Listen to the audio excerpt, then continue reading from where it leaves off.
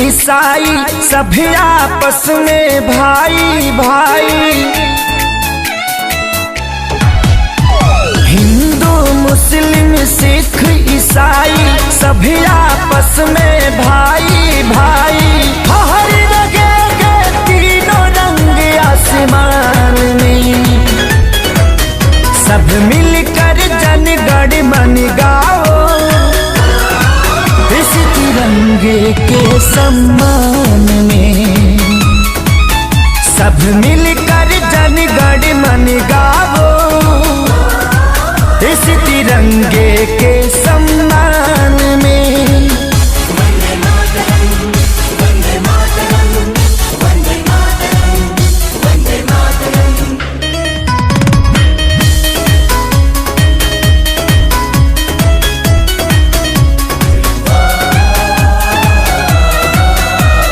जिन लोगों ने दी कुर्बानी, उनका हम पर कर्ज है। आजादी को कायम रखना हम सभी का फर्ज है।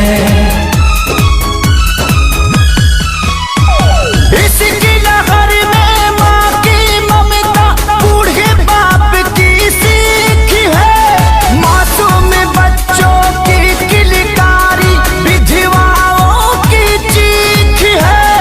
दाग लगे ना भारत माँ के शान में,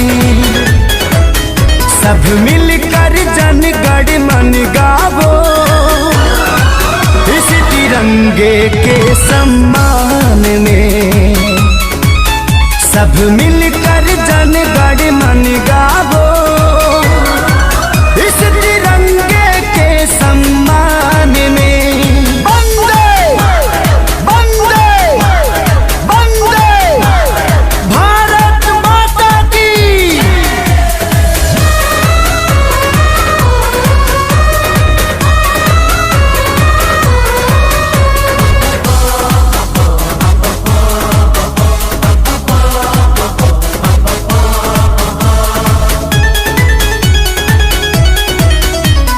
हम सब किस्मत वाले हैं जो चैन की नींद सोते हैं। उनसे पूछो जो बेटा अपना पाल पोस कर खोते हैं। क्रांति की जो जली मसाले, उनकी यही ललकार है। देश का बच्चा बच्चा अपनी सरहद का सरदार है। वंदे मातरम गूंजे हिंदुस्तान में, सब मिलकर जन गण मन गावो, इस तिरंगे के सम्मान में। सब मिलकर जन गण मन गावो, इस तिरंगे के सम्मान में। सारे जहां से अच्छा हिंदुस्तान।